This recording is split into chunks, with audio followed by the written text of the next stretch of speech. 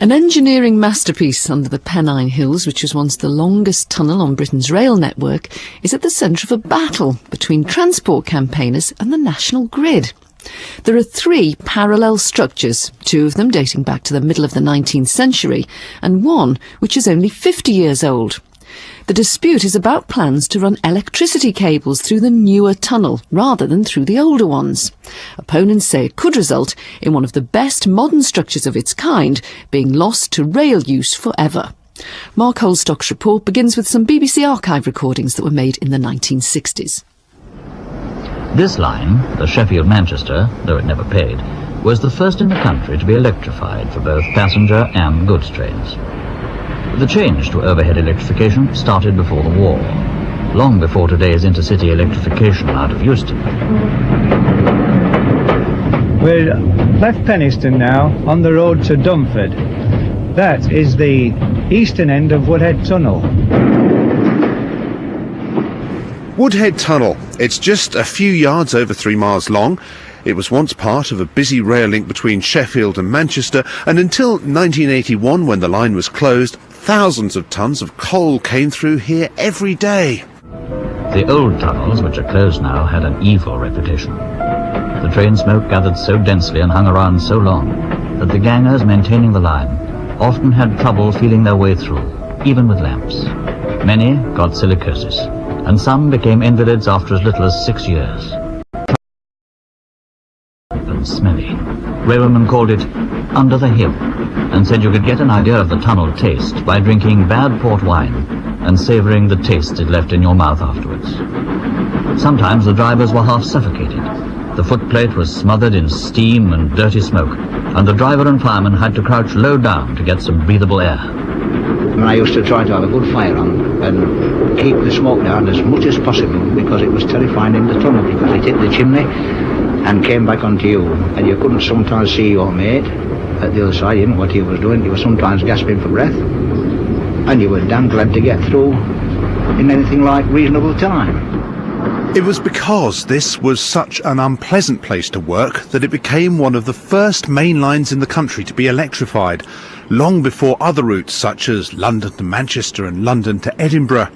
The old single-bore tunnels, which had been used since 1845, were abandoned in the early 1950s, and a new double-track tunnel was constructed, complete with room for overhead wires to supply power to the new electric locomotives. I'm Hugh Searle from Macclesfield, a lifelong railway enthusiast and very dedicated Woodhead enthusiast. Travelled the line many times. Unfortunately, was too young to travel it when the service trains were running until 1971, but had a lot of friends on the railway who told me when special trains were running, and travelled through the tunnel dozens of times on charter trains before the final closes in 1981. Was also allowed on a number of occasions by friends in the railway to make official journeys over the railway on freight trains to see the railway in its true working environment. And what's it like inside there? It's remarkable that the summit of the line is actually in the centre of the tunnel. So if you stand in the centre of the tunnel, you can just see daylight at both ends. The tunnel itself is a very slight curve, which was actually, when freight trains were running through, was lit with bulbs along one side of the tunnel, and you could actually see the vertical curve as you went through the tunnel. Fully dry, concrete, superb quality tunnel, unlike all of the other tunnels through the Pennines, which are brick-built Victorian tunnels and need expensive maintenance. The trouble was that by the 1980s, the early electrical equipment was long past its sell-by date, and British Rail decided that rather than stump up hundreds of thousands of pounds, millions perhaps, to replace it, closure would be a much cheaper option. But many transport campaigners saw this decision as short-sighted. Professor David Begg is the chair of the transport group for the Northern Way, a collection of regional development bodies in the north. He's one of those who believes closure was wrong. In the short term, we think there was a case for extra capacity across the Pennines, especially to take the freight traffic with dramatic growth in container freight between the East Coast and the West Coast ports. But in the longer term, we're strong advocates of new rail capacity and indeed high-speed rail. Over the last 3 years, the part of the UK rail network which has grown fastest is Northern Rail and TransPennine, and it's outstripped all expectations. We think that there's a strong case and a very good economic case for a high-speed rail route across the Pennines. What's in very little doubt is that this place has always stirred passions and continues to do so, which is why about 50 or so people have come out on a cold January day to protest against plans which could see an end to the possibility of this tunnel ever being used again for trains. I'm Jonathan Atkinson. I represent Save the Woodhead Tunnel campaign. There's actually 3 tunnels here. The 2 old Victorian lines, which opened in the service until the 1950s, and then we have a modern tunnel which is 1954 Woodhead Tunnel, and it's a good piece of post-war engineering. The issue at the moment is the 2 older Victorian tunnels are in use by the National Grid to run power cables through. What they want to do is to take the cables out of those tunnels and run them through the modern one. And that's fine, but the problem is that it will mean that we can no longer reopen the line, the Manchester-Sheffield line, and if the National Grid are running their cables through this line, then obviously that's incompatible to train traffic. We just want to, on behalf of Save the Woodhead Tunnel campaign, just want to thank everyone for coming today. Thanks to see so many people who've come out on such a windy winter's day. We're going to have a few speakers going to talk a bit about the campaign. Well, here we are, standing on the track bed of what I believe is the only electrified main line in Europe ever to have been closed. I'm Chris Davis, I'm the Liberal Democrats European MP for the North West. I was on the last official train through from Sheffield, Victoria to my hometown of Manchester. That was back in 1970. We have exactly 68 miles of high-speed railway line in this country. That's the link between St Pancras and the Channel. France has already got 1,000 miles and is planning on another 500. And that's the system across most of continental Europe. High-speed lines capable of trains travelling up to 186 miles an hour, are becoming standard.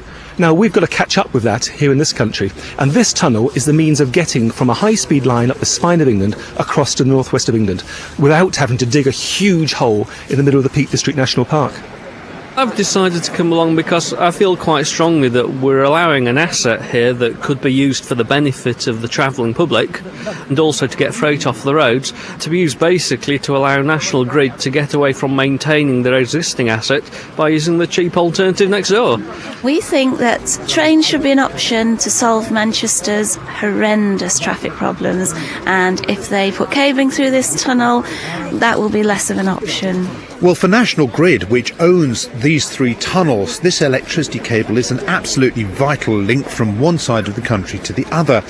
Without it, the lights would literally go out. According to Steve Knight-Gregson, who's one of the project managers for the cable move, National Grid has very little choice about what it has to do.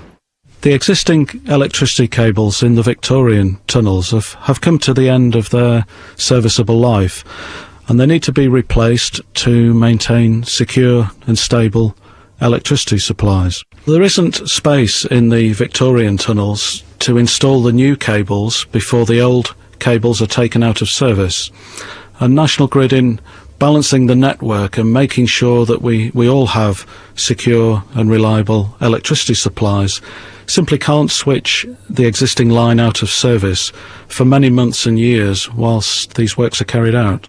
Why is the government not saying, look, there are existing tunnels which already have electric cables through them, we can refurbish them and the electric cables can stay there?